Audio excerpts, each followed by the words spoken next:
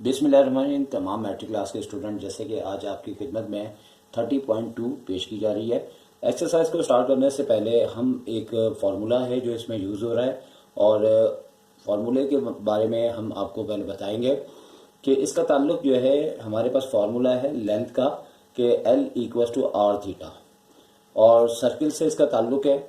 एक गोल सर्किल होता है, आपको पता है, जिसका सेंटर से हर जगह रेडियस इक्वल होता है। तो हमारे पास जब भी कोई व्हील हो, गाड़ी का टायर हो, ट्रेन का टायर हो, जैसे कि इससे पहले वीडियो में भी बताया, तो जैसे कि एक टायर अगर रोड के ऊपर मूव करता है तो टायर तो गोल होता है, लेकिन गाड़ी जो है वो हॉरिजॉन्टल डिस्टेंस कवर करती है, जिसकी वजह से इसको लेंथ कह दिया गया है। बेसिकली ये जो है आपका आर्क होता है, जो कि गोलाई की सूरत में होता है, और यहाँ पे फॉर्मूले में L=r थीटा है और यहाँ पे L आर्क ऑफ लेंथ है। कई बार ऐसा हुआ है कि एमसीक्यूज के अंदर उन्होंने ये पूछा है कि इस फॉर्मूले में एल क्या है, तो एल को कहेंगे आर्क ऑफ लेंथ, और आर जो है वो रेडियस होता है, जैसे कि आर से हमें अंदाजा हो जाता है। और आर को बनाने का भी तरीकाकार आपने इसी तरह से रखना है जैसे कि बुक में दिया है। थीटा जो है आपका सेंट्रल एंगल होता है। अब जैसे कि अगर इस फिगर को हम देखें तो सेंटर से एक रेडियस ये है और दूसरा रेडियस ये है, जो कि दोनों इक्वल होते हैं एक सर्किल के अंदर। और जहां दोनों रेडियस के दरमियान कोई एंगल प्रोड्यूस हो जाता है तो उसके सामने जो आर्क है वो लेंथ पता करने के लिए कि इसने कितना लेंथ का एरिया कवर किया है इन दोनों रेडियस में। अगर ये आपका एंगल हो, थीटा हो, तो उस हिसाब से इस फॉर्मूले से हम फाइंड आउट करते हैं। तो सबसे पहला क्वेश्चन है जो कि बहुत ही सिंपल से क्वेश्चंस दिए हुए हैं स्टार्टिंग में, और यहाँ पे हमसे कहा गया है फाइंड थीटा। तो कुछ क्वेश्चंस में इन्होंने थीटा पूछा है और कुछ में रेडियस और कुछ में एंगल पूछा है। अभी जैसे कि एंगल पूछ रहे हैं, फॉर्मूले में जो भी हमें लेंथ और रेडियस दिया है, बाय यूजिंग द फॉर्मूला लिखते हुए लेंथ और रेडियस की जगह वैल्यू हम पुट कर देंगे और थीटा अपनी जगह पे रहेगा। 5 जैसे ही 20 के नीचे आ जाएगा तो 5 को जैसे ही हम इसको 20 से डिवाइड करेंगे तो 4 रेडियन लिखना नहीं भूलना आपने। तो थीटा हमारे पास 4 रेडियन आ गया। इसी तरीके से जो आपका सेकंड में फोर्थ पार्ट है, यानी कि ये फर्स्ट के सारे पार्ट्स ऐसे हैं, एक आपको एक्सप्लेन कर दिया जो शायद एमसीक्यूज में आने के चांसेस हो सकते हैं इसके। और नंबर 2 में भी हमने वो वाला क्वेश्चन आपके सामने पेश कर रहे हैं जिसमें थोड़ा सा एक प्रोसेस है समझने के लिहाज से, यानी कि जिसमें कुछ वर्किंग भी है। तो यहाँ पे हमसे उन्होंने जो है यहाँ पे हमसे लेंथ पूछी है, जैसे ऊपर थीटा पूछा था। आर 15 सेंटीमीटर दिया है, थीटा जो है वो डिग्री और मिनट में दिया है। तो जो हमारी स्टार्टिंग की 30.1 एक्सरसाइज थी उसके हिसाब से हमने करना क्या है कि सबसे पहले यहाँ हमें दोनों मिनट को डिग्री के अंदर लाना है, और जैसे ही हम डिग्री में लाएंगे तो उसके बाद इसको रेडियन के अंदर लाजमी लेके आना है। याद रखें कि जब भी ये फार्मूला यूज़ होगा आपने लाजमी तौर पे जो है इसको डिग्री को रेडियन में चेंज करना है। तो थीटा को रेडियन में हमने मेजरमेंट किया, जैसे कि इससे पहले भी वीडियो में बता चुके हैं कि π/180 डिग्री से जैसे ही हम इसको मल्टीप्लाई करेंगे और कैलकुलेटर से करना है तो हमारे पास ये रेडियन में आ गया। अब normally formula L=r theta apply करते हुए एल आर की जगह उसकी वैल्यू, थीटा की वैल्यू जो हमने निकाली है, दोनों को मल्टीप्लाई करने के बाद हमारे पास लेंथ आ चुकी है। अब उसके बाद क्वेश्चन नंबर 3 है। इसमें जैसे कि आर का उन्होंने कहा फाइंड करें, आर मीन्स रेडियस। तो इसमें भी हम आपको एक पार्ट करके बता रहे हैं और एक्सप्लेन कर रहे हैं ताकि आपको ये करना आ जाए। थीटा दिया है डिग्री के अंदर 60 में, एल आपको अब लेंथ आपको दे दी है 2 मीटर। जैसे ही फॉर्मूले में हम अप्लाई करेंगे, इससे पहले जैसे कि बोला कि थीटा को रेडियन में लाना है, और आप देख सकते हैं आपके सामने वर्किंग है। मैं आपकी खिदमत में इसीलिए ये सारे क्वेश्चन सॉल्व कर लेता हूँ ताकि टाइम की सेविंग हो और सिर्फ आपको शॉर्ट टाइम में एक्सप्लेन किया जा सके, ताकि आप कम टाइम में वो बात पिक कर सके। और थीटा को जैसे ही आपने रेडियन में चेंज किया और उसके बाद हमने फौरी तौर पे जो है फॉर्मूले के मुताबिक जैसे कि आर फाइंड करना है, तो लेंथ के नीचे आर थीटा लेके, और चूंकि इस बार आर मालूम करना है, और जैसे ही हमने ये प्रोसेस किया तो लेंथ की जगह उसकी जो भी आपको लेंथ दी, और थीटा को हमने डिग्री से रेडियन में साइड पे करके दिखाया हुआ है। और जैसे इसको हमने रेडियन में लेके आना है तो हमारे पास फॉर्मूला लेंथ अपॉन थीटा है और आर हमें फाइंड आउट करना है। लेंथ हमें 2 सेंटीमीटर दी है और इसी तरह जो है आर हम निकाल चुके हैं, तो हमने 2 को डिवाइड कर दिया 1.0476 से, और उसके बाद हमारे पास ये आंसर आ चुका है। याद रखें कि इसका यूनिट वही रहेगा जो आपको रेडियस का यूनिट दिया हुआ है या लेंथ का दिया हुआ है, तो यूनिट हमेशा सेम होते हैं। थीटा रेडियन में मेजरमेंट होता है। तो ऑप्शन नंबर 4 है जिसमें एक्चुअल हमें 30 डिग्री दिया, और जब भी यूनिट सर्किल कहते हैं तो इसका मतलब होता है कि एक ऐसा सर्किल जिसका जो रेडियस है वो 1 यूनिट होगा, लेंथ हमें मालूम करनी है, चूँकि आर्क ऑफ लेंथ का मतलब है लेंथ, और थीटा हमें जो है डिग्री जो है 30 डिग्री दी है, जो कि हमें रेडियन में फौरी तौर पे चेंज करनी है। तो थीटा को जैसे ही हमने पाई अपॉन 180 डिग्री से आपने मल्टीप्लाई करना है और रेडियन में आ जाएगा पाई अपॉन 6। फॉर्मूला यूज़ करते हुए L equals to R theta, R की जगह 1 और थीटा की जगह पाई अपॉन 6 रखते हुए हमारे पास आंसर आएगा 1.91 यूनिट। और याद रखिए कि अगर यहाँ मीटर सेंटीमीटर नहीं है, सिर्फ यूनिट कहा गया है, तो लेंथ का रेडियस का कोई ना कोई यूनिट होता है, इस वजह से हमने साइड पे यूनिट लिखना होता है। अब क्वेश्चन नंबर 5 है, और यहाँ से तकरीबन आपके पेपर में कंफर्म आने के चांसेस काफ़ी ज़्यादा हो जाएंगे, और ये सारे क्वेश्चन अब जो स्टार्ट हो रहे हैं ये आपके शॉर्ट में आने के चांसेस हैं। कहा जा रहा है नंबर 5 में the arc of a circle subtends an angle of pi upon 6 radians, the radius of a circle 5 centimetre. अच्छा, अब हमारे पास दो रिक्वायरमेंट्स हैं, और नंबर 1 है लेंथ ऑफ एन आर्क और सेकंड है एरिया ऑफ सर्कुलर सेक्टर। तो सबसे पहले हम अपना डाटा कंप्लीट करेंगे, जिसमें लेंथ ऑफ एन आर्क जो है वो यानी कि एक तरह से लेंथ हमसे पूछा गया है, थीटा जो है पाई अपॉन 6 रेडियंस हमें क्वेश्चन के अंदर मौजूद है, आर हमारे पास 5 सेंटीमीटर है जो कि रेडियस है। फॉर्मूला लिखते हुए हमने फॉर्मूला लिख के बताया, क्योंकि हमें लेंथ फाइंड करनी है आर्क ऑफ लेंथ, लिहाजा ये अपना लेफ्ट पे रहेगा। आर की जगह हमने 5 उसका जो हमें यूनिट दिया हुआ था, और थीटा पाई अपॉन 6 रेडियन दिया था, याद रखें, पहले भी बता चुके हैं, अच्छी बार बार बताने चाहिए कि रेडियन के अंदर थीटा हमेशा रखना है, और यहाँ पे पाई जो कि 22/7 होता है। तो कैलकुलेटर से जैसे ही मेजर करेंगे तो ऊपर हमारे पास ये वैल्यू आ जाएगी जो आपको दिखाई दे रही है, और इन दोनों को मल्टीप्लाई करेंगे और जैसे कि 15.7143 आया। ड्यूरिंग द प्रोसेस हमें पॉइंट के बाद 4 नंबर दिखाने चाहिए, और फिर उसके बाद 6 से डिवाइड करने के बाद हमारे पास लेंथ आ चुकी है 2.62 सेंटीमीटर। इसी तरह एरिया ऑफ द सेक्टर है, ये फाइंड आउट करना है, इसका फॉर्मूला आपको आना चाहिए।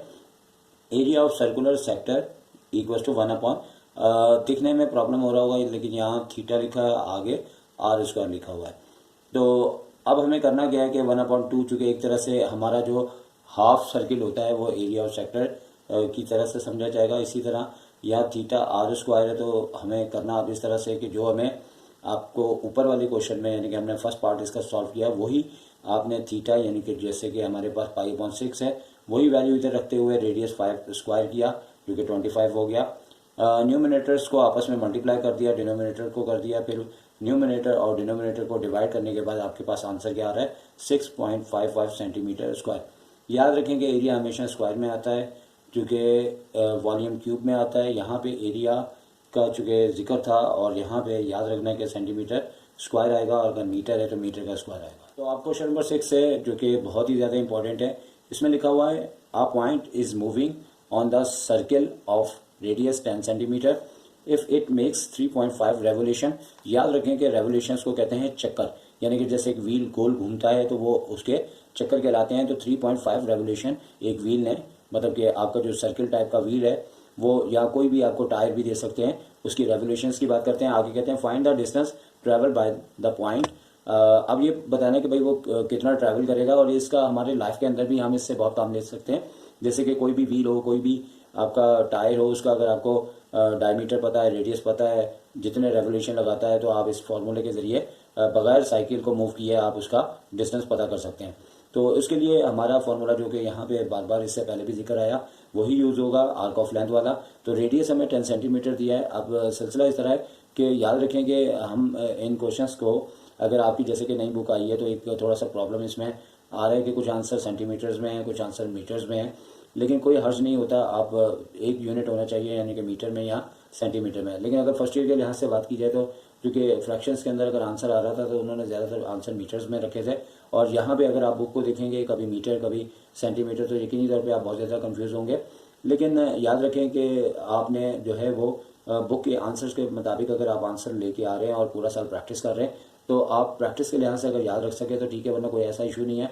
आप मीटर में भी रख सकते हैं, सेंटीमीटर में भी रख सकते हैं, क्योंकि इसका आंसर जो है वो आपको दोनों तरीक़ों से भी अगर दे दे तो कोई हर्ज नहीं है। जैसे यहाँ पे हमें सेंटीमीटर है तो मीटर में चेंज कर रहे हैं, तो 10 से आप 100 को डिवाइड करेंगे तो ये मीटर में आ जाएगा।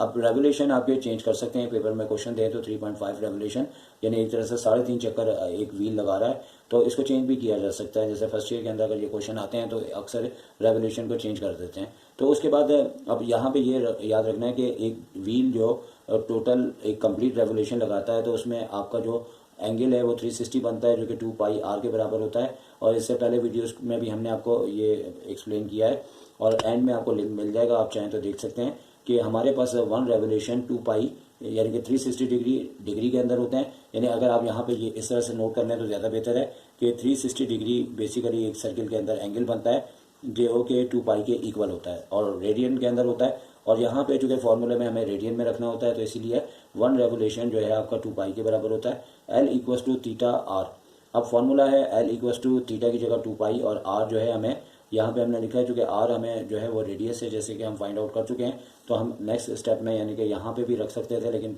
अगले स्टेप में चले हमने रखा हुआ है तो आप यहाँ पे भी रख सकते हैं। लेकिन यहाँ पे हमने ऐसा किया कि 2 तो वैसे ही है, पाई की जगह उसकी वैल्यू रख दी, आर की जगह जो हमारे पास मीटर में चेंज करने के बाद रेडियस आया वो रख दिया। तीनों को जैसे ही मल्टीप्लाई किया तो हमारे पास ये लेंथ आ चुकी है। तो याद रहे कि ये लेंथ हमारी मीटर्स के अंदर आई है। अब चूँकि मैं अपने स्टूडेंट्स से कुछ इसी तरह की बात कर रहा हूँ कि कुछ आंसर मीटर में देना, कुछ सेंटीमीटर में देना, तो आप ये ऐसा भी कर सकते हैं कि आप जैसे अभी आंसर मीटर्स के अंदर लेके आए हैं तो आफ्टर 3.5 रेवोल्यूशन, क्योंकि ये आपका 1 रेवोल्यूशन का डिस्टेंस है और आफ्टर 3.5 रेवोल्यूशन का मतलब है कि हम 3.5 को मल्टीप्लाई कर देंगे 1 रेवोल्यूशन से। तो इस तरीके से हमारे पास जो है वो 3.5 रेवोल्यूशन का आंसर मीटर्स में आ जाएगा। अब यहाँ देख रहे होंगे कि मैंने एल डैश क्यों लगाया है। बुनियादी तौर पे ये होता है कि हमारे मैथ्स का रूल होता है कि जो चीज़ हमारे राइट पे मल्टीप्लाई हो वो लेफ्ट पे भी मल्टीप्लाई होता है। तो ऊपर का लेंथ जो है वो एक मतलब 1 रेवोल्यूशन को इंडिकेट कर रहा है। डैश का मतलब ये है कि इसके अंदर चेंजिंग आई है कि ये 1 के बजाय 3.5 की जो लेंथ है उसको रिप्रेजेंट कर रहा है। तो डैश लगाने का मकसद सिर्फ यही है कि ये एल जो है 1 रेवोल्यूशन का है और 3.5 का एल डैश है। ये छोटी छोटी मिस्टेक्स होती हैं, अगर पेपर में कर दी जाएँ तो आप ज़िंदगी भर सोचते रहते हैं आपके नंबर क्यों कटे। तो लिहाजा अब यहाँ पे ये आंसर 0.2198 मीटर्स के अंदर आया हुआ है। तो मैं बात कर रहा था कि मैं स्टूडेंट्स से यही बात कर रहा हूँ कि आप अगर बुक में कुछ आंसर मीटर में कुछ सेंटीमीटर्स में है तो आप ऐसे भी कर सकते हैं कि एक आंसर अगर मीटर में निकाल रहे हैं तो आप दूसरा आंसर सेंटीमीटर में निकाल दें। आप सेंटीमीटर में निकालेंगे तो क्या करेंगे, मल्टीप्लाई करेंगे। यकीनी तौर पे मैंने मीटर में भी निकाला है, सेंटीमीटर में भी निकाला है। मे भी हो सकता है कि पूरा क्वेश्चन मैंने मीटर में कर दिया और बुक के पीछे सेंटीमीटर में आंसर आ रहा हो। लेकिन यहाँ पे फिर मैं ये कहूँगा कि आप मीटर में करें, सेंटीमीटर में करें, कोई इशू नहीं है। एक आंसर होता है जो किताबी आंसर होता है, फिर उसे देख के ही हम फैसला करते हैं कि इसको सेंटीमीटर में लाना है कि मीटर में लाना है। तो अगर आप दोनों यूनिट के अंदर आप इस तरह से दिखाते हैं, चूँकि मीटर 0.2198 है, तो अगर 100 से मल्टीप्लाई करेंगे तो हमारे पास ये सेंटीमीटर में आ जाता है, जो कि बुक के अंदर गालिबन 2.2 सेंटीमीटर लिखा हुआ है। क्योंकि इसे राउंड ऑफ करें तो आपका 2.2 हो जाता है। इसके बाद क्वेश्चन नंबर 7 में जो कहा जा रहा है वो कहा जाए तो इसका सोल्यूशन है और एरिया ऑफ सेक्टर हमें फाइंड आउट करना है। और थीटा हमारे पास 5.4 रेडियन दिया हुआ है और रेडियस 4 सेंटीमीटर। थीटा हमारे पास ऑलरेडी रेडियन में दिया हुआ है, फार्मूला यूज़ किया। और याद रखें कि एरिया ऑफ सेक्टर में 1/2 थीटा आर स्क्वायर होता है। और आर को जैसे कि मैंने बताया, और मेरी भी एक तरह से एक मिस्टेक है, क्योंकि बाजू का जो है आर ऐसे भी लिखा जाता है और इस तरह भी लिखना ज़रा मुश्किल होता है और मुझसे भी ज़रा मुश्किल होती है। लेकिन ये मैं यहाँ पे आपको जानबूझ के मैंने लिखा था कि ऐसा प्रोसेस आए तो मैं आपको बता सकूँ कि आप इस आर का इस्तेमाल ना कीजिएगा, इसका कीजिएगा, क्योंकि जिस तरह बुक में फार्मूला लिखा होता है वही आपको लिखना होता है। तो यहाँ पे आर स्क्वायर लिखते हुए सारी वैल्यू आपने रख देनी, जैसे 1/2 एरिया ऑफ सेक्टर के लिहाज से फार्मूले में आया हुआ है, जो कि हाफ सर्किल होता है। थीटा की जगह 5/4 और आर की जगह यानी 4 का स्क्वायर 16, और पूरा कैलकुलेट करने पे 2 पाई आंसर आ रहा है और वैल्यू इसकी 6.29 सेंटीमीटर स्क्वायर आ चुकी है। तो काफ़ी छोटा और सिंपल क्वेश्चन था, उम्मीद है कि आपको ये समझ आ चुका होगा। तो क्वेश्चन नंबर 8 जो कि बहुत ही ज़्यादा इंपॉर्टेंट है और टॉप लिस्ट में इंपॉर्टेंट है और 1 पेज पे आ रहा है, और 1 पेज पे आने का मतलब है ये आपके पेपर में 5 मार्क्स का दिया जा सकता है। इसमें ये कहा जा रहा है, if a point on the rim of a 21 centimetre diameter flywheel travel 5040 metre per minute through how many radian does the wheel turn in a second. कहा यह जा रहा है कि एक रिम है जो कि उसका डायमीटर 21 सेंटीमीटर है और वो ट्रैवल कर रहा है और डिस्टेंस पर मिनट यानी 60 मिनट्स मतलब पर मिनट का मतलब है कि एक तरह से 60 सेकंड्स के अंदर आपका ट्रैवलिंग डिस्टेंस है 5040 मीटर। और आपने ये बताना है कि जैसे ही व्हील 1 सेकंड मूव होता है तो उसका क्या रेडियन बनता है। यानी कि बिल्कुल हल्का सा 1 सेकंड के लिए व्हील चलेगा तो उसके दरमियान क्या आपका एंगल बनेगा, यह आपसे पूछा जा रहा है। तो सबसे पहले रिम में डायमीटर यानी कि 21 सेंटीमीटर आ गया, और चूँकि हमें तो चाहिए रेडियस, और पहले अपना डाटा कंप्लीट कर लेते हैं। Wheel travel 5040 metre per minute, यानी एक तरह से 60 सेकेंड। थीटा डैश हम पहले लगा के इक्वल्स टू क्वेश्चन मार्क बोल रहे हैं। थीटा डैश क्यों लगाया है मैं आगे जाके क्लियर करता हूँ। पहले हमें रेडियस चाहिए, तो डायमीटर जो हमें दिया है 21 सेंटीमीटर, 2 से डिवाइड करेंगे तो आपके पास 10.5 सेंटीमीटर आ चुका है। और फिर उसके बाद चूँकि आप इसका आंसर जो है वो मीटर के लिहाज से बुक में लिखा हुआ है, तो यही इसमें थोड़ा सा प्रॉब्लम आ रहा है कि कहीं मीटर के अंदर आपको रेडियस लेना है, कहीं सेंटीमीटर में लेना है। तो बहरहाल ये मसला आपके सामने आना नहीं चाहिए, क्योंकि आप मीटर में ले रहे हैं, सेंटीमीटर में ले रहे हैं, कोई इशू नहीं है, लेकिन बुक का आंसर लाने के लिए है। और ज़्यादातर वैसे मेरी एडवाइस है कि मीटर में अपने क्वेश्चंस को रखें, रेडियस हो या लेंथ हो, मीटर बेहतर है। और बुक में भी होना ये चाहिए था कि हर आंसर मीटर के लिहाज से दिया जाता। अच्छा, तो अब चूँकि लेंथ हमें दी हुई है 5040 और मीटर के अंदर दी हुई है, यहाँ पे हमने नोट कर लिया। और यहाँ पे चूँकि डायमीटर हमारे पास अब जो दिया गया था वो सेंटीमीटर में था, तो हमें लाजमी मीटर में लाना है। तो पहले 2 से डिवाइड किया, उसके बाद 10.5 सेंटीमीटर को इसलिए डिवाइड कर रहे हैं ताकि क्वेश्चन के अंदर दोनों यूनिट सेम हो। तो अगर हमारा डिस्टेंस मीटर में है और डायमीटर या रेडियस सेंटीमीटर में है, तो ये हमारे रूल्स के खिलाफ है, हमारा यूनिट सेम होना चाहिए। तो हमने डिवाइड करके इसको भी मीटर में ले आए, और फार्मूले में एल के अपॉन में आर लाते हुए थीटा जैसे हम फाइंड आउट करेंगे तो हमारे पास 48,000 रेडियंस आफ्टर 1 मिनट बनेगा। अब यहाँ पे चूँकि थीटा है तो सवाल ये पैदा होता है यहाँ थीटा डैश मैंने क्यों बोला था, क्योंकि जिस तरह यहाँ पे मैंने हमें कहा गया है कि 1 सेकंड के अंदर बताना है, तो मुझे इसको 60 से डिवाइड करना है, और जैसे डिवाइड करूँगा 800 रेडियन आफ्टर 1 सेकंड आ जाएगा। और थीटा डैश इसलिए लगा रहा हूँ कि मैथ्स के रूल के मुताबिक अगर राइट पे 60 से डिवाइड हो रहा है तो लेफ्ट पे भी हो रहा होता है, लेकिन हम डिवाइड करते नहीं है। डैश मीन्स होता है कि ये एक तब्दीली को शो करता है, ठीक है। तो इस तरीके से 800 रेडियन हमारा आंसर आ चुका है। अब हम क्वेश्चन नंबर 9 पे पहुंच चुके हैं, और यहाँ पे बिल्कुल ही एक सिंपल सा क्वेश्चन दिया है कि a car is running on the circular path of a radius equal to double the arc of the circle travelled by car, find the angle subtended by the arc at the centre of the circular path. जैसे एक मौत का कुआं होता है, बिल्कुल गोल होता है, तो ये बिल्कुल ही एक ज़बानी क्वेश्चन है। और उसमें ये कहा जा रहा है कि जैसे आपके ज़हन में सर्कुलर पाथ बिल्कुल ऐसा है कि अगर आपने ज़िंदगी में देखा हो तो एक मौत का कुआं बना के अंदर गाड़ी या मोटरसाइकिल चलाई जाती है, तो वो सर्कुलर टाइप का होता है, मतलब बिल्कुल गोल होता है। तो उसमें ये कहा जा रहा है कि उसका जो रेडियस है वो डबल लेंथ यानी आर्क ऑफ लेंथ से डबल है। तो हमने सिंपल आर को 12 ले लेना है और थीटा पता करना है, और सबस्टैंडर्ड एंगल यानी इन दोनों के लिहाज से क्या एंगल बन रहा है। तो जैसे हमने फार्मूला यूज़ किया तो थीटा हमें पता करना है, तो एल के नीचे आर आ गया। अब एल तो एल ही रहेगा, लेकिन रेडियस चूँकि डबल आर्क ऑफ लेंथ के इक्वल है तो 2l आ गया। एल से एल जैसे कैंसिल हुआ तो 1/2 रेडियन इसका एंगल आ चुका है। और ये क्वेश्चन वर्डिंग में तो काफ़ी बड़ा लिखा हुआ है, लेकिन इसका सोल्यूशन बिल्कुल ही सिंपल है। तो अब चूँकि ये भी मैं नहीं कह सकता कि ये एमसीक्यूज़ में आ सकता है, क्योंकि इतनी ज़्यादा इंग्लिश लैंग्वेज नहीं यूज़ करते हैं एक एमसीक्यूज़ के लिहाज से, वरना ये पॉइंट एमसीक्यूज़ के लिहाज से। हाँ, अलबत्ता शॉर्ट लैंग्वेज में ये बात करते हैं तो ये एमसीक्यूज़ में ये पॉइंट आ सकता है। तो अब हम आखिरी क्वेश्चन की जानिब पहुँच चुके हैं, और देखा जाए तो ये क्वेश्चन जो हमारे इब्तदाई क्वेश्चन है उन्हीं का मिक्सअप है। इसमें कहा जा रहा है कि in a circle of a radius 12 centimetre and arc of subtended a central angle of 84 degree, find arc its length and also calculate the area of the sector.